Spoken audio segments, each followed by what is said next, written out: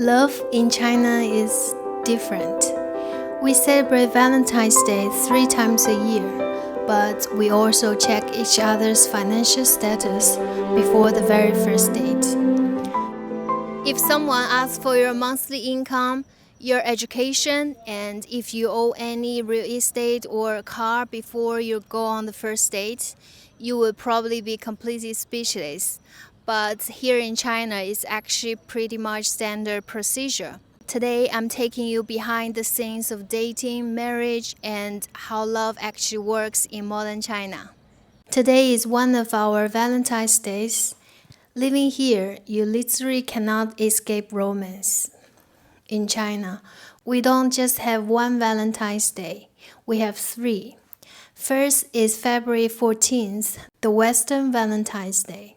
Then comes May 20th, known as 520, because the number 520 in Mandarin sounds very much like I love you in English. And finally, in late summer, we have Qixi, the traditional Chinese Valentine's Day. On these days, flower prices double or triple, luxury presents are everywhere, and high-end restaurants sell out weeks in advance. But over the years, these holidays have been heavily hijacked by commercialism.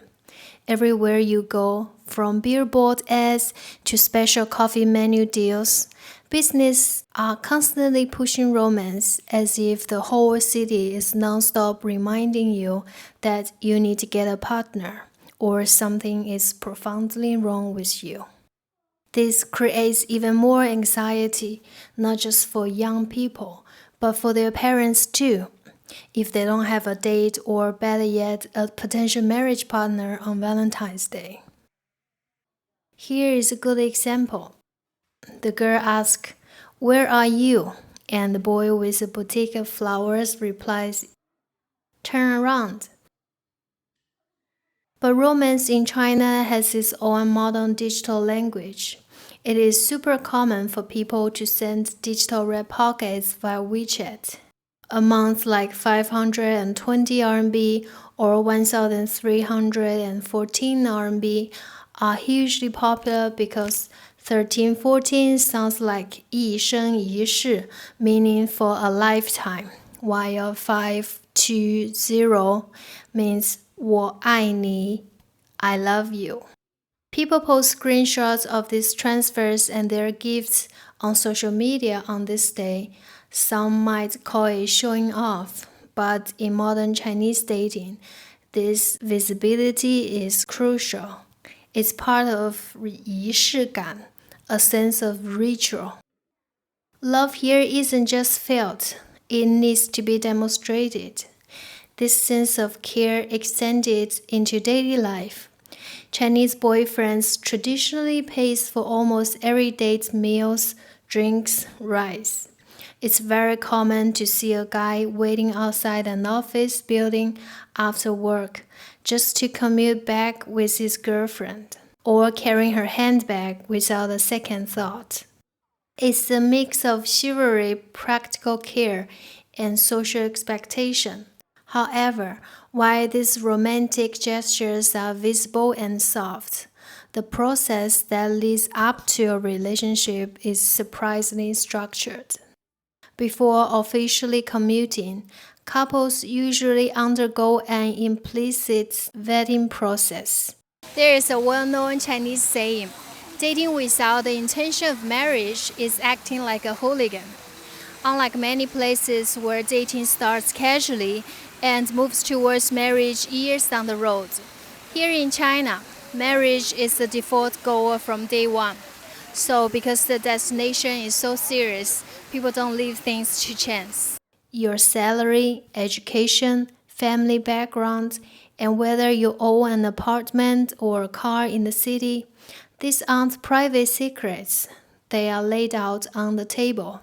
It might sound unromantic on the surface, but to us, it's about mutual transparency. Nobody wants to waste time or emotional energy on a relationship that has no future. This brings us to one of the most fundamental concepts in Chinese relationships: the difference between liking someone and being suitable. Liking is the spark, the emotion, the romantic chemistry, while suitable is compatibility, matching financial backgrounds, aligned family expectations, and the practical ability to withstand real life pressure together. When modern Chinese people choose a life partner, if forced to pick between intense passion without a practical stability versus strong suitability with comfort affection, most will choose suitability.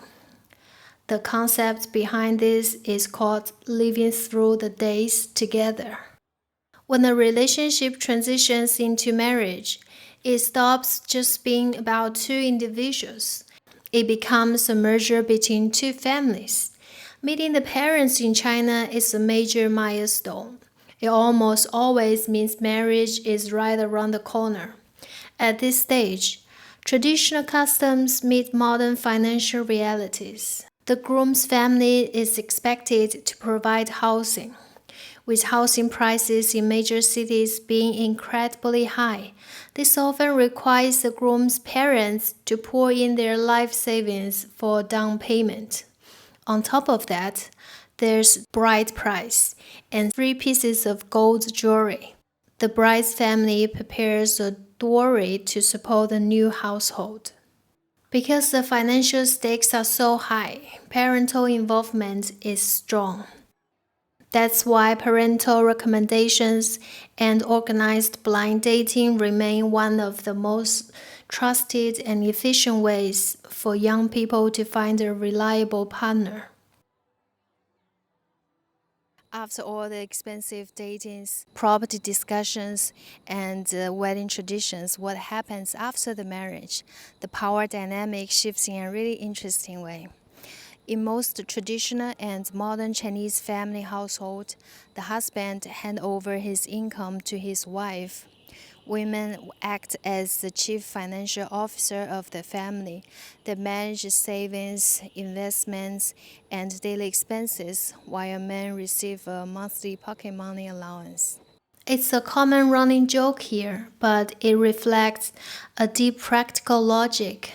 The man provides the heavy assets, like housing before marriage, and the woman anchors and safeguards the family's financial future. After looking at all this from the outside, checking incomes, buying property, family matchmaking, handing over salaries, it might sound overly realistic or even transactional.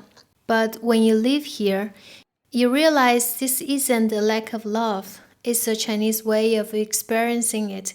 In a fast-moving society, romantic words can feel fleeting, but stability, financial readiness, and shared responsibility are the ultimate form of care.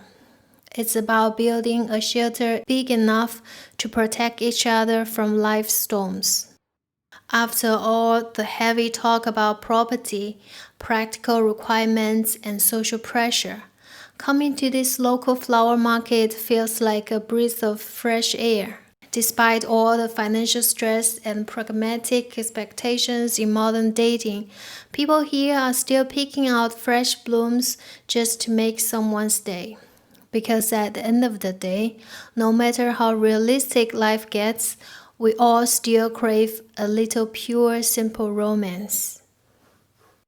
Bringing all these flowers home made me realize something.